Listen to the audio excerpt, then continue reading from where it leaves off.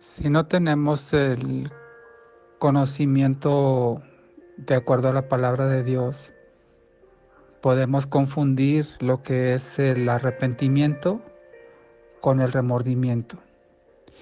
Y es que no son lo mismo, porque el verdadero arrepentimiento lleva a la salvación, pero el remordimiento lleva a la condenación. Y es que hay personas que basan su entendimiento a lo que siente su corazón, a las emociones del alma, y eso es un error. Pero si estudiamos detenidamente la palabra de Dios, entenderemos lo que es el verdadero arrepentimiento que lleva a la salvación y lo distinguiremos del remordimiento que lleva a la condenación. Te voy a compartir algunos de los elementos que hay en el arrepentimiento verdadero, que lleva a la salvación y que es el que Dios quiere que experimentemos, y no solamente el remordimiento.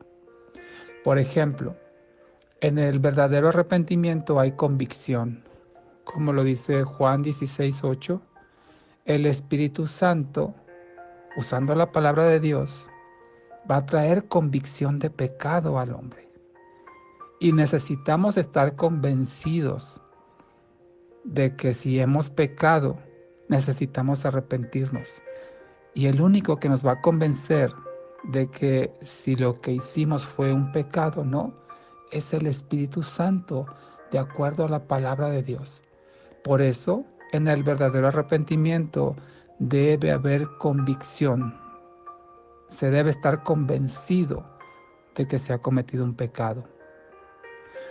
Otro elemento del verdadero arrepentimiento es la tristeza según Dios, porque no toda la tristeza es de Dios, como lo dice 2 Corintios 7:10. Dice, porque la tristeza que es según Dios genera arrepentimiento para salvación, de la que no hay que lamentarse. Pero la tristeza del mundo degenera en muerte. Entonces, hay tristeza en el hombre, pero no toda la tristeza que hay en el hombre puede ser según Dios, porque esa lleva a la salvación, sino que también puede ser según el mundo, la cual lleva a la muerte. Por eso no es suficiente con que una persona se sienta culpable por algún pecado, que llore, que se lamente, que sufra los efectos de su comportamiento, sino que realmente lo que se espera es que esto sea según Dios para producir el arrepentimiento, el verdadero arrepentimiento. Una persona que siente ese arrepentimiento verdadero siente una gran tristeza, y no tanto por las consecuencias de lo que hizo o por la vergüenza de haber sido descubierto o por el daño que causó en el prójimo, su familia, personas cercanas, sino que el verdadero dolor, la verdadera vergüenza que debe sentir una persona cuando peca es haberlo hecho contra Dios. El haber pecado contra Dios debería producir en nosotros un dolor, una tristeza tan grande, que es como lo expresó 2 Corintios 7:10, para llevarnos al verdadero arrepentimiento para la salvación. En la Biblia tenemos, por ejemplo, el caso de Judas. Él estaba tan triste por haber entregado a Cristo que se ahorcó. Se sintió tan mal por lo que había hecho que se ahorcó. Pero eso no es el verdadero arrepentimiento, porque el verdadero arrepentimiento se aproxima a Dios, busca a Dios para recibir el perdón. En cambio, tenemos la vida de Pedro. Cuando él negó al Señor Jesucristo, dice la palabra que en cuanto lo volvió a ver, corrió hacia él, buscando el perdón, confesando su falta y esperando que el Señor lo perdonara. Así es que el verdadero arrepentimiento nos acerca a Dios. Pero el que no es verdadero arrepentimiento, que podríamos llamarle remordimiento, nos aleja de Dios. Otro elemento es la confesión. Una persona arrepentida va a confesar su pecado y lo va a hacer, por supuesto, delante de Dios y ante las personas a las que haya cometido la falta, porque no busca esconderlos, como dice Proverbios 28:13, no busca esconder sus pecados, no busca esconder sus faltas, sino que quiere confesarlas y quiere ser libre de esas fallas. Por lo general, cuanto menos deseos tenga una persona de confesar sus pecados, es porque está nada arrepentido de ellos. Lo digo nuevamente, cuanto menos deseo sienta una persona de confesar sus pecados, cuanto menos arrepentido está. Otro elemento importante es el abandono del pecado. Es decir, una persona verdaderamente arrepentida se va a alejar de ese pecado. Va a procurar no vivir nuevamente la experiencia de cometer ese pecado. No solamente se siente mal, no solamente está convencido, no solamente lo confiesa, sino que se aleja de ese pecado, procurando no volverlo a cometer. Lo que podríamos llamar la conversión. Otro elemento importante es la restitución. Esto es tratar de restituir el daño que se haya ocasionado. Si fue alguien que robó algo, tratará de reponerlo. Si fue alguien que lastimó a alguien, tratará de curarlo, tratará de sanarlo. Tenemos en la Biblia el ejemplo de Zaqueo en Lucas 19.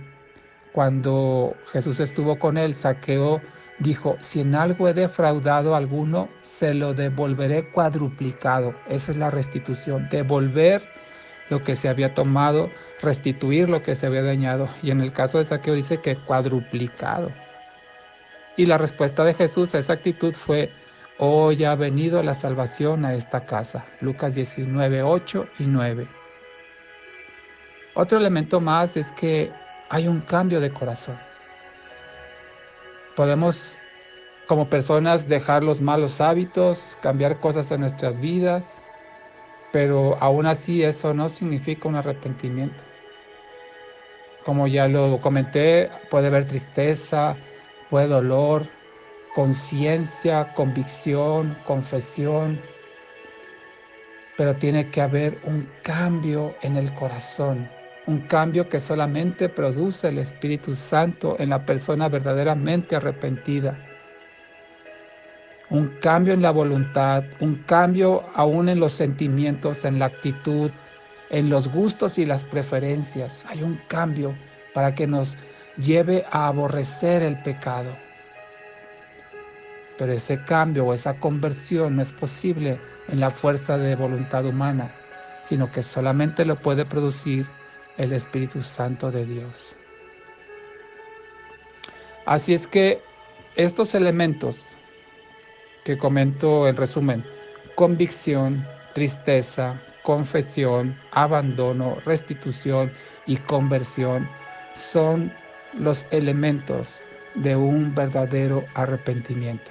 Si falta alguno de ellos, probablemente no sea arrepentimiento verdadero que lleva a la salvación, sino solo remordimiento que lleva a la condenación. Aprendamos a distinguir esta diferencia para que en la próxima ocasión escudriñemos y veamos si realmente estamos arrepentidos o solo tenemos remordimiento. Oremos al Señor. Bendito Padre, gracias Señor por tu Espíritu Santo que en nosotros trae convicción, Padre, y nos lleva, Señor, a esa tristeza que sentimos por haberte fallado y haber fallado a las personas. Nos lleva a confesarte nuestras faltas y hace una transformación en nuestro interior que nos lleva a abandonar el pecado y no practicarlo más. Y no solamente a eso, sino aún a restituir lo que hayamos dañado. Gracias, Padre, porque de no ser por tu Espíritu Santo, seguiríamos solamente con remordimiento, solamente con la tristeza del mundo y seguiríamos condenados si no fuera por ti, Señor. Por ello te damos gracias, Señor. Te alabamos y bendecimos, Padre. Y oramos por aquellos, Señor, que no se han arrepentido verdaderamente, que sea tu Espíritu Santo, Señor, haciendo la obra en ellos para que vengan a ponerse a cuentas contigo, Señor. Ayúdanos, Padre, para que la próxima ocasión que cometamos una falta, de inmediato tomemos acción por tu Espíritu Santo, Señor, y seamos nuevamente restaurados en nuestra relación contigo, Padre. En el nombre de Jesús lo pedimos, Señor. Amén.